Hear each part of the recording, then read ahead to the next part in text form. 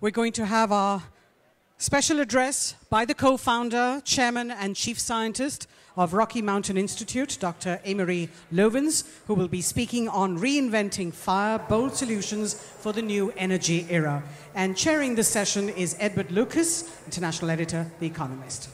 Well, thank you very much indeed. It's a really hard act to follow. We've had the perhaps India's most famous sports stars and then their most beloved actors, and we're now going to talk about energy. So I congratulate those of you who are staying, and those of you who are heading to the exit. You don't know what you're missing. Energy is a very complicated subject on which everyone has strong views and very simple demands. We want energy to be cheap, we want it to be clean, we want it to be plentiful, and we want it to be safe. And with the best will of the world, it's probably only going to be one of those, at least in the previous paradigm that we've been using. And it's a subject that's beset with myths. And these myths sometimes change over time. So we had an era where nuclear power was going to produce electricity that was too cheap to meter. We had the worries about the exhaustion of fossil fuels and that it was just going to run out. We had the worries, which I used to call the abominable gas man, that our pipelines and our fuel supplies would enslave us to Russia or to OPEC. And of course, we're worried about cooking the planet. And I did a little bit of maths because I'm from The Economist and we like numbers, and I worked out that in every second that passes, we burn 90,000 barrels of oil and other liquid fuels. And as we speak at roughly 3 words a second, that was just about 200,000 just went just then. Amory Lovins is, I think, an ideal person to bring us to our senses on this subject. He's done 2 TED Talks, which I both recommend to you, one short one and one long one. And he's also the author of a book called Reinventing Fire, which I heartily commend to you. I'm not going to try and steal his thunder. I would just say that from reading his work and from talking to him, I think he's going to tell us that we can get what we want, but only if we change the way we think about it. Amory Lovins, over to you. Well, thank you very much for the honor of sharing with you the findings of an ambitious synthesis of American energy solutions that I think have much application to India as well. 60 colleagues and I at Rocky Mountain Institute did the work I'll describe during a year and a half with much help from industry on both content and peer review. And we published it a year ago as a business book called Reinventing Fire, which I think you'll find rather surprising. And let me tell you what we found. But first I should explain that in America we have a rather strange public conversation about energy, and it boils down really to a multiple choice test. Would you rather die of A, oil wars, or B, climate change, or C, nuclear holocaust, or D, all of the above? Oh, I missed one. How about E, none of the above? That's the choice we're seldom offered. But what if we could actually make energy do our work without working our undoing? Could we imagine fuel without fear? Could we reinvent fire? And we chose this big and poetic title because fire made us human, fossil fuels made us modern, but now we need a new fire that makes us safe, secure, healthy, and durable. That actually is possible, and indeed it would work better and cost less than what we're doing now. So let's see how. 4/5 of the world's energy still comes from burning each year about 19 cubic kilometers of the rotted remains of primeval swamp goo. Those fossil fuels have built our civilization, they've created our wealth, they enriched the lives of billions of people, but their rising costs to our security, economy, health, environment are eroding, if not outweighing their benefits. So we need a new fire. And switching from the old fire to the new fire means changing 2 big stories, oil and electricity. Each of them puts 2/5 of the fossil carbon in the air, but these stories are quite distinct. In the US, for example, less than 1% of our electricity is made from oil, though 1/3 is made from coal. But they have similarly concentrated uses. 3/4 of our oil fuels transport, 3/4 of our electricity runs buildings, and the rest of both runs factories. So very efficient vehicles, buildings, and factories save a lot of oil and coal and also natural gas to displace them both. But today's energy system is not only inefficient, it's also disconnected, aging, dirty, insecure. It needs refurbishment. By 2050, though, it could become efficient, connected, distributed, with elegantly frugal autos and buildings and factories, all relying on a secure, modern, and resilient electricity system. So we can thus eliminate our addiction to oil and coal by 2050 and use 1/3 less natural gas while switching to efficient use and renewable supplies. That's the transition I'll describe, tripling our efficiency in using energy and shifting to about 3/4 renewables by 2050, ultimately all renewables. Now by 2050, it turns out, this transition could cost the United States $5 trillion less in net present value than business as usual, assuming that carbon emissions and all other external or hidden costs are worth zero, a conservatively low estimate.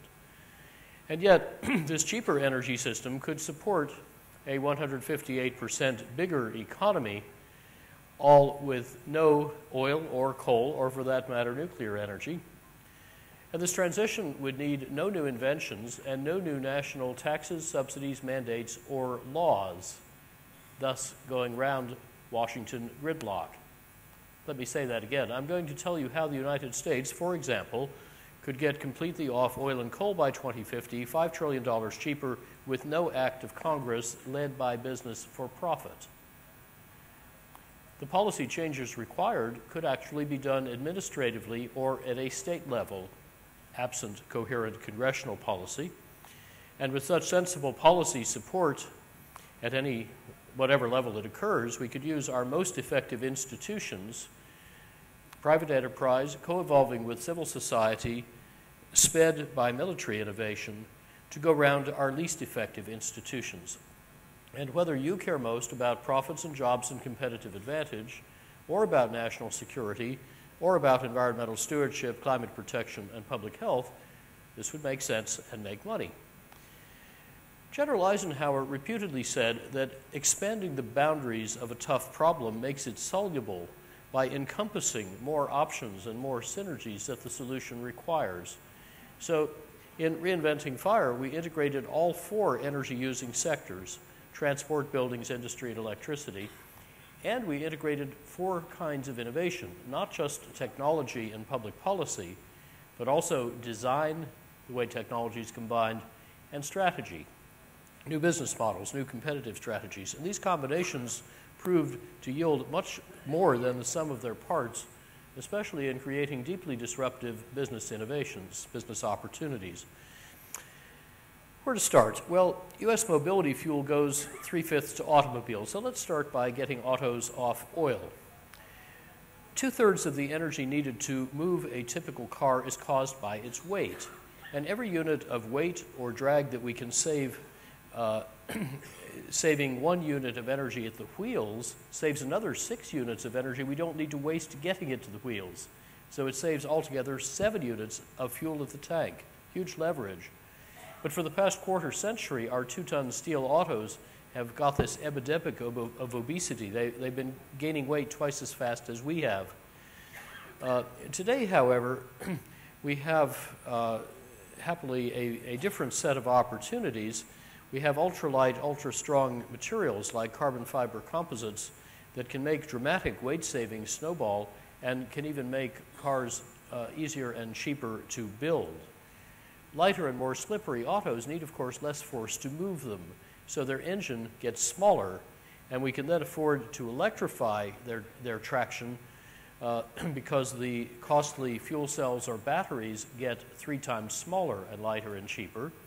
That means that through such vehicle fitness, we can get affordable electrification with a vehicle price that converges to today's vehicle price. And of course, the driving cost per kilometer is much steeper, much lower from the start.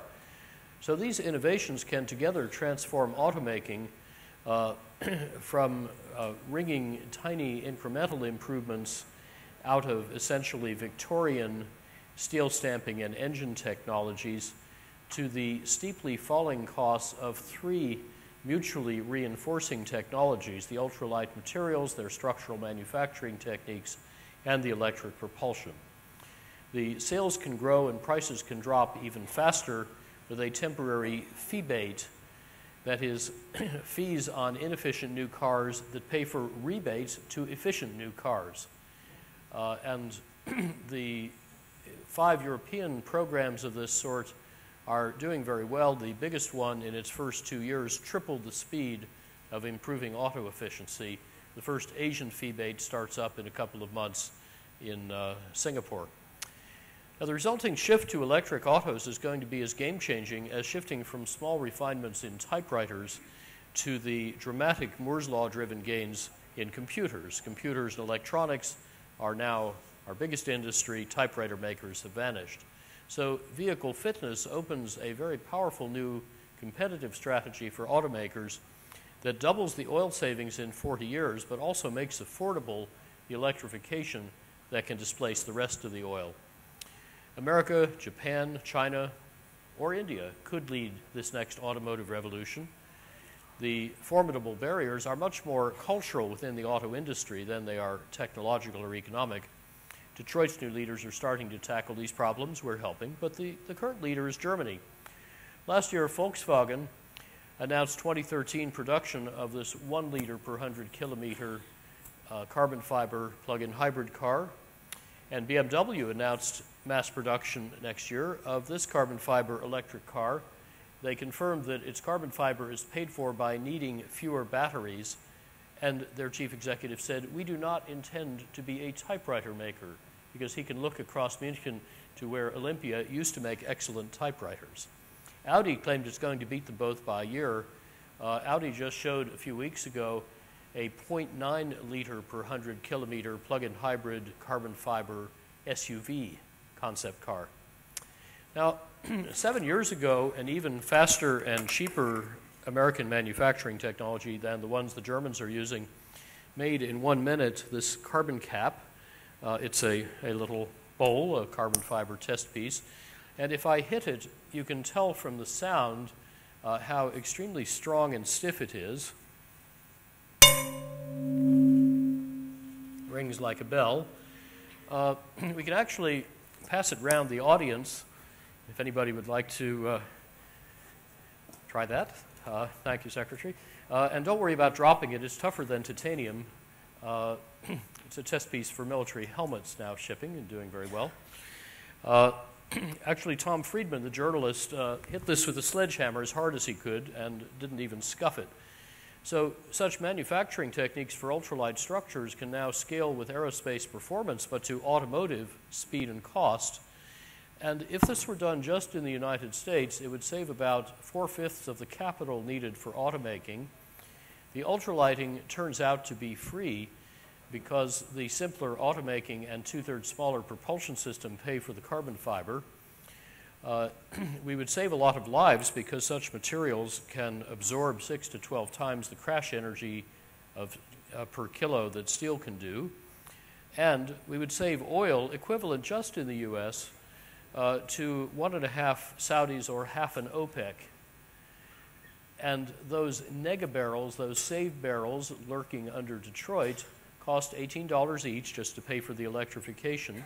And they are, of course, domestic, secure, carbon-free, and inexhaustible. And I dare say under the places where autos are made in India, there are similar reserves. It's a very prospective play for nega barrels. Now, the same physics and the same business logic also apply to heavy vehicles. Walmart, for example, has reduced 44% in 6 years the fuel used in its heavy lorry fleet to haul a case of merchandise. That's through better design and logistics. But just the better design, the technological potential, can triple the efficiency of the heavy lorries. And also, we have tripled to quintupled efficiency airplanes being designed at places like Boeing and NASA and MIT. When you put all that together, it's almost $1 trillion of net present valued U.S. fuel savings. These innovations in light and heavy vehicles are being sped up by a remarkable set of advances in military energy efficiency, which I've been driving for about 30 years, and it's now flowering just beautifully. And these are speeding efficiency gains in the civilian sector, which uses 50-odd times more oil. So that leverage can help get us all off oil so we don't need to fight over oil. Nega missions in the Persian Gulf, mission unnecessary. You can imagine the warfighters really like that idea. And it's much the same as what we got when military R&D gave us the internet, the global positioning system, the jet engine industry, and the microchip industry, many of the fundamentals of our modern economy.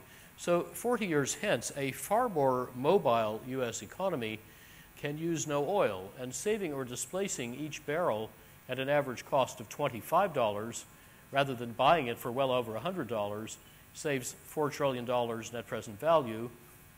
Or if we added to that the hidden economic and military costs alone of U.S. oil dependence, we'd be saving $12 trillion. Now, to get mobility without oil, we just need first to get very efficient and then to switch fuels.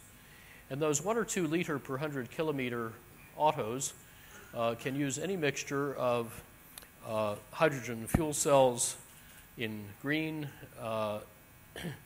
electricity in yellow, or in orange, advanced biofuels. The heavy lorries and the airplanes can realistically use hydrogen or biofuels, or the lorries could burn natural gas, but none of them will need oil. So the most biofuel we might require is only 3 million barrels a day for the United States. That could be made 2/3 from wastes that we pay to dispose of. It would not require any cropland. It would not interfere in any way with food production, and it would not harm soil or climate. In fact, we would pay the farmers and ranchers for taking carbon out of the air and putting it back in tilth where it belongs.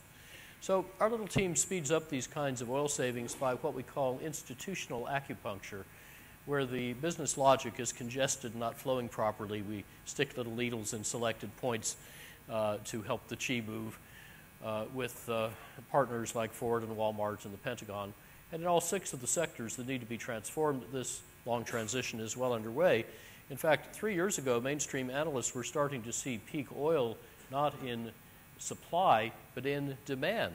And Deutsche Bank even forecast that world oil use could peak about 2016, because oil is simply becoming uncompetitive even at low prices before it becomes unavailable even at high prices.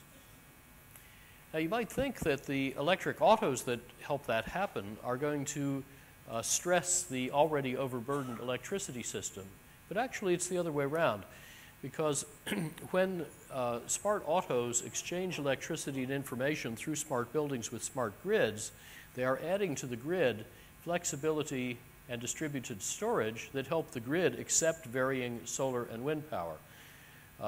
That's why electric autos make it easier to solve the auto and electricity problems together than separately.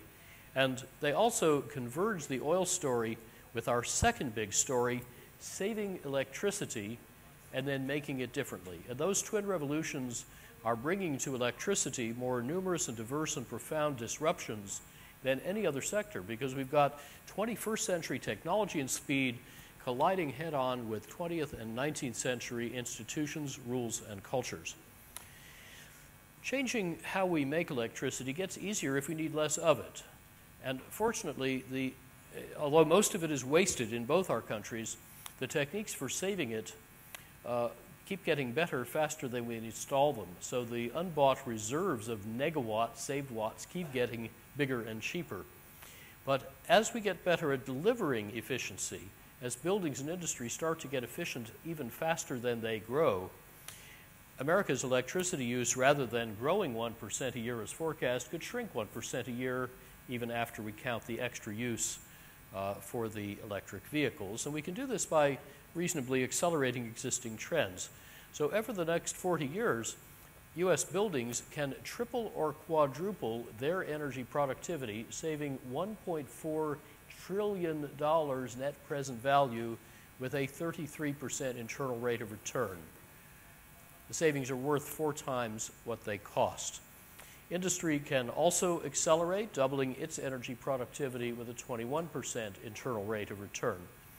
And to do these things by 2050, we would only need over the next 20 years to ramp up the national average rate of efficiency adoption to levels that some of our states have already achieved.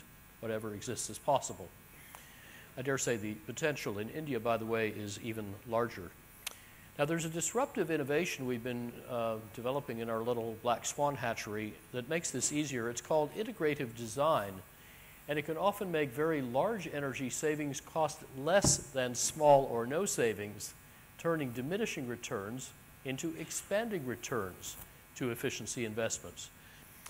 That's how a project we did a couple of years ago, led by Indian architect Alok Deshmukh, now back here, is saving now 2/5 of the energy in the Empire State Building, remanufacturing the 6,500 windows in a temporary window factory on a vacant floor into super windows that insulate 4 times better and let light through but block heat, combined with better lights and office equipment and so on, cut the maximum cooling load by 1/3.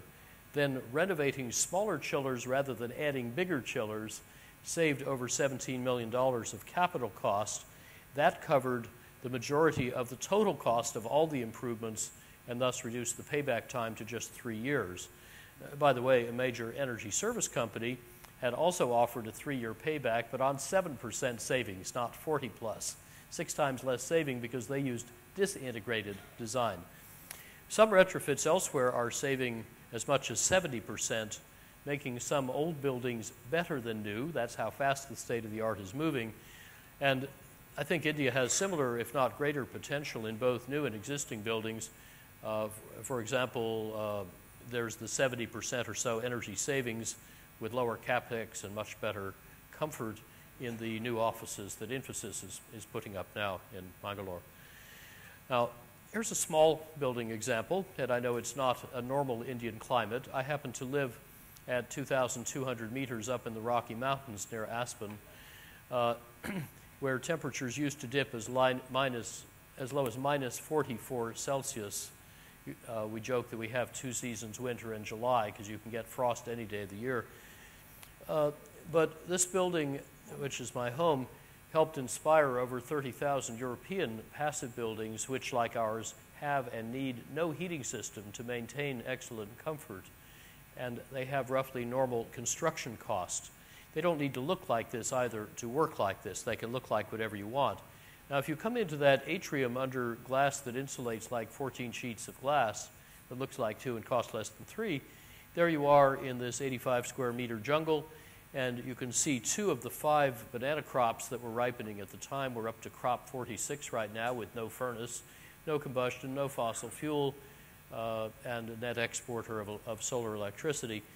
And when I moved in '84, this house was saving about 99% of the normal space and water heating energy and half the water and 90% of the household electricity, all with a 10-month payback. Today's technologies are a lot better, so we've recently retrofitted them and we're measuring 300 data streams to see how much better they are.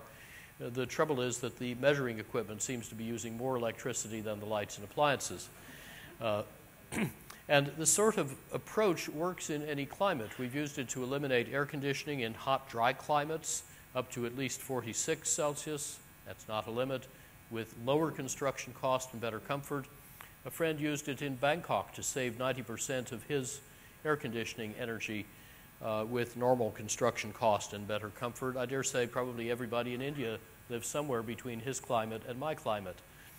And the key, regardless of which climate you're in, is integrative design that gives multiple benefits from single expenditures. For example, the white arch that you can see going around the top of the picture has 12 functions, but it has only 1 cost. Integrative design can also increase the $500 billion of conventional energy savings in industry. The chemical giant Dow, for example, has invested $1 billion in efficiency and so far got back $9 billion. But there's more to do. For example, half the world's, 3/5 of the world's electricity runs motors, and half of that runs pumps and fans, and they could all be improved, and the motor systems that run them can be improved in about 35 ways that together save about half the electricity and pay back in a year. But first, we ought to be capturing bigger, cheaper savings that are normally ignored. They are not in the engineering textbooks. They're not in any official study. For example, pumps. The biggest use of motors move liquids through pipes.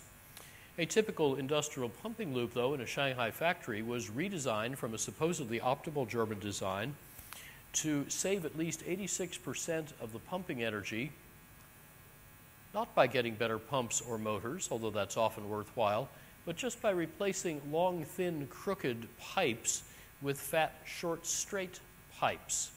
And this also shrinks the pumping equipment and hence its capital cost. So this isn't about new technology, but about rearranging our mental furniture as designers.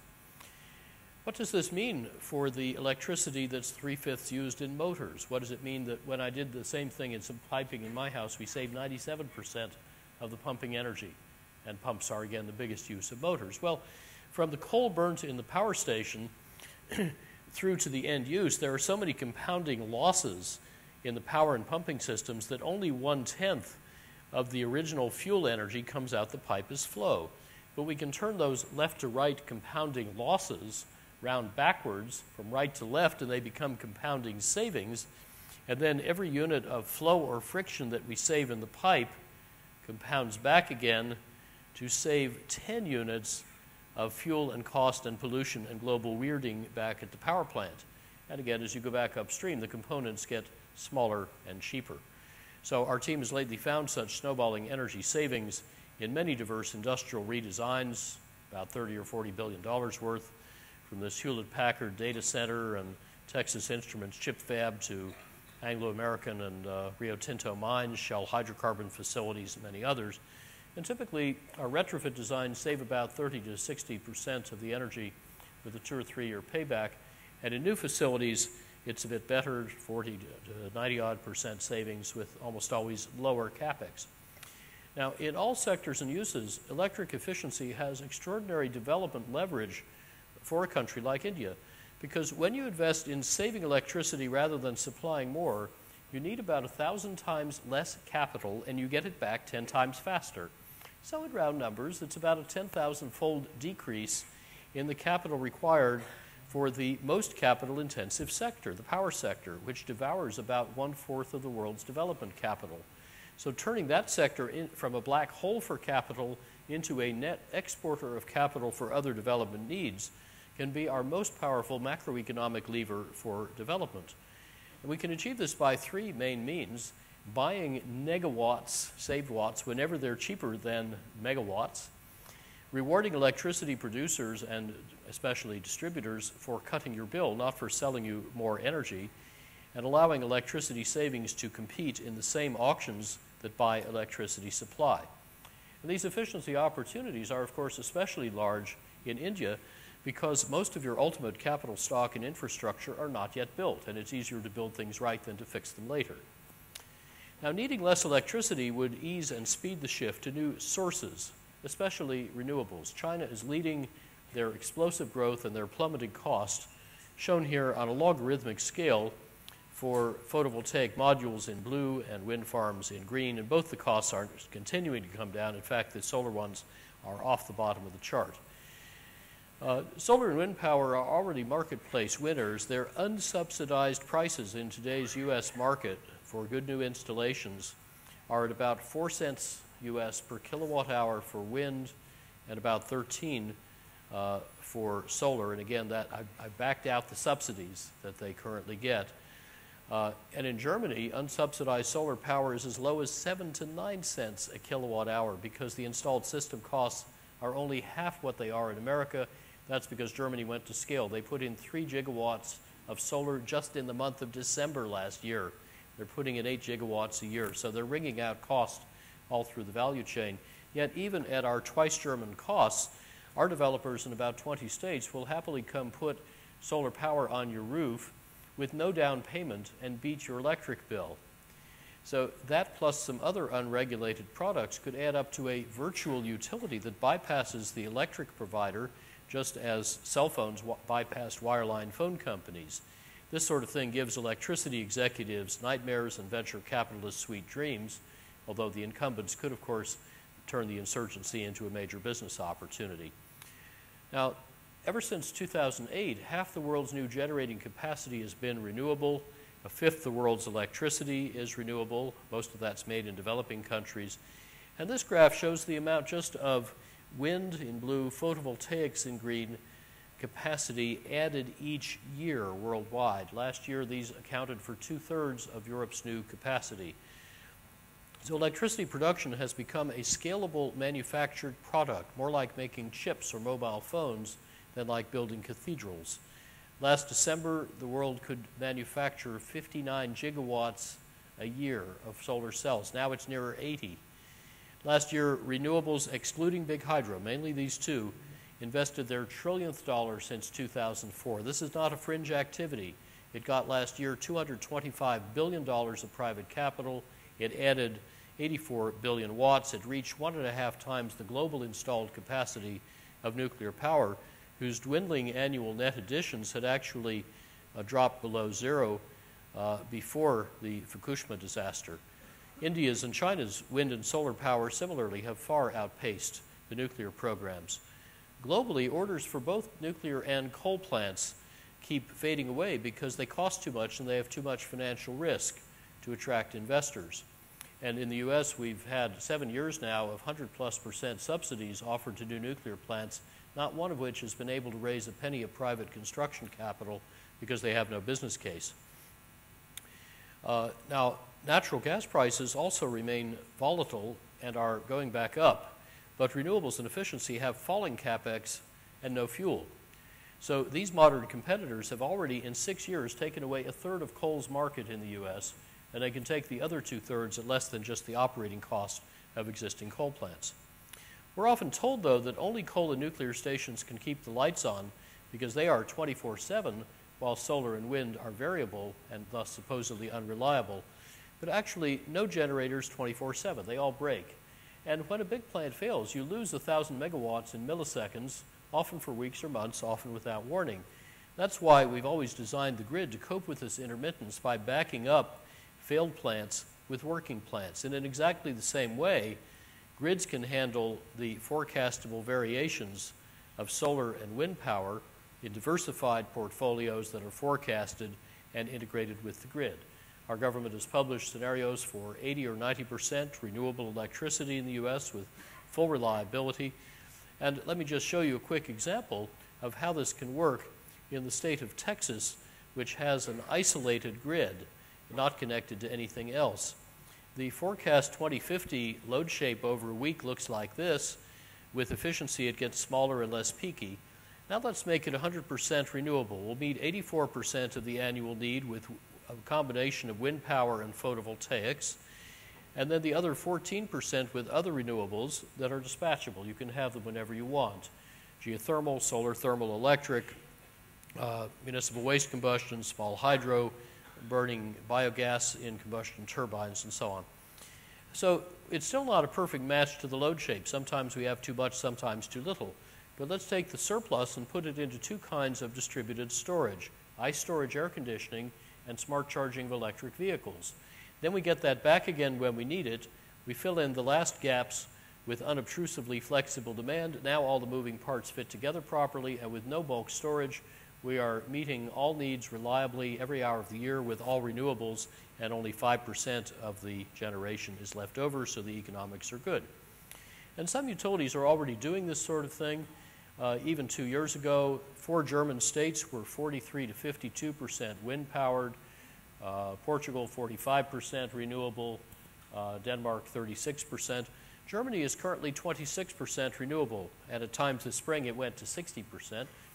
They've doubled their renewables in 5 years. They plan to nearly double them again by 2025, and such European experience is supporting a transition over decades to largely or wholly renewables for the entire European Union.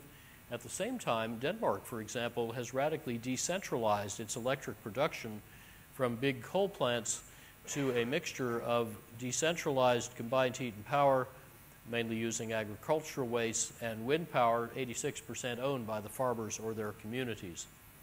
Now in America, we've got this aging, dirty, insecure power system that we have to replace by 2050. And whatever we replace it with is going to cost about the same. More of what we've got, new nuclear and so-called clean coal, decentralized renewables, centralized renewables. But those futures, all costing about the same, differ profoundly in their risks around national security, fuel, water, finance, technology, climate, health. For example, both our countries have over-centralized grids, vulnerable to cascading and potentially economy-shattering blackouts. Imagine if the lights did not go back on after your events in July. These things can be caused by operational problems, or more seriously, the equipment can actually be destroyed by solar storms. It's just a matter of when, not if. By other natural disasters like the superstorm we just had, by physical attack, by cyber attack. And that blackout risk is very serious, but it disappears, and all the other risks are best managed with distributed renewables reorganized into so-called microgrids that normally interconnect, but stand alone at need. So they disconnect fractally, they reconnect seamlessly. My house does that. It works with or without the grid. The Pentagon is reorganizing its own power supplies this way because they need their stuff to work. Well, so do the rest of us whom they're defending. And this inherently resilient grid architecture, if adopted nationwide at the same cost as business as usual, would maximize national and individual security, customer choice, entrepreneurial opportunity, and innovation. So let me summarize the electricity story. Together, efficient use and diverse, dispersed renewable supplies are starting to transform the whole sector. Traditionally, utilities bought giant plants, maybe a little efficiency of renewables, and we would reward them for selling us more electricity. But now, especially where they're rewarded instead for cutting our bills, they shift massively towards efficiency, renewables, combined heat and power, ways to blend them all together reliably with less transmission and little or no bulk storage. So our energy future is not fate but choice, and that choice is extremely flexible. Around 1975, U.S. government and industry insisted that the amount of energy used to make a down. So it was heretical when I said it could actually go down threefold. How are we doing? Well, it's gone down by half so far. We're pretty much on schedule. And with today's far more powerful technologies, integrative design, more mature finance and delivery channels, we can clearly see another tripling in efficiency ahead at even lower cost. So to solve the energy problem, we just needed to enlarge and integrate it. And the results may at first seem incredible. They even surprised us. But as Marshall McLuhan said, only puny secrets need protection. Big discoveries, he said, are protected by public incredulity. Now combine the electricity and oil revolutions, and we have the big story, Reinventing Fire, where business, enabled and sped by smart policies in mindful markets, can lead a big economy completely off oil and coal, saving lots of money, growing the economy, in this case 2.6-fold, strengthening security, and by the way, cutting carbon emissions 82 to 86%. And if you like any of those outcomes, any one or more, you can support this transition without needing to like every outcome, without needing to agree which outcomes are most important. So focusing on outcomes, not motives, can turn conflict and gridlock, which I think both of our legislatures have to some degree, and harmonious solution to our shared problems. And these best buys are, of course, also the most effective solutions to the big challenges that hazard every country's security and prosperity. So our little team is helping smart companies and governments get unstuck and speed this journey. There is, of course, also a lot of old thinking still around. Former oilman Maurice Strong once said, not all the fossils are in the fuel. But DuPont's former chairman, Edgar Woolard, reminds us that companies hampered by old thinking won't be a problem, because, he said, in the long run, they simply won't be around. What I've described here is not just a once-in-a-civilization business opportunity. It's one of the greatest transformations in the history of our species, because we humans are really inventing a new fire, not dug from below, but flowing from above. I've even heard theologians describe this as a contrast between energy from hell and energy from heaven. And the new fire is quite different. It is not scarce but bountiful, not transient but permanent, not local but everywhere, not costly but free. And but for the transitional tail of natural gas and a bit of biofuel grown in ways that sustain and endure, this new fire is flameless. Efficiently used, it really can make energy do our work without working our undoing. Now, each of you owns a piece of that prize, and our book, Reinventing Fire, details how you can capture that opportunity. I'm told it's available in India via flipkart.com. So, with the conversation that we've begun at reinventingfire.com, let me invite you to engage with us, with each other, with everybody across all of India to help make India and the world richer, fairer, cooler, and safer by together reinventing fire. Thank you.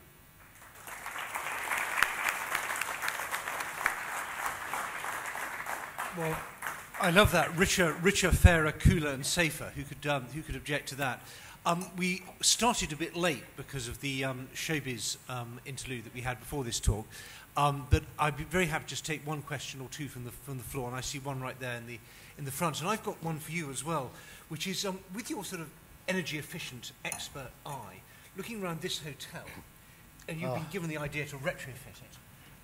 Just give us a brief answer of the sort of things that you might do and what sort of savings you'd expect.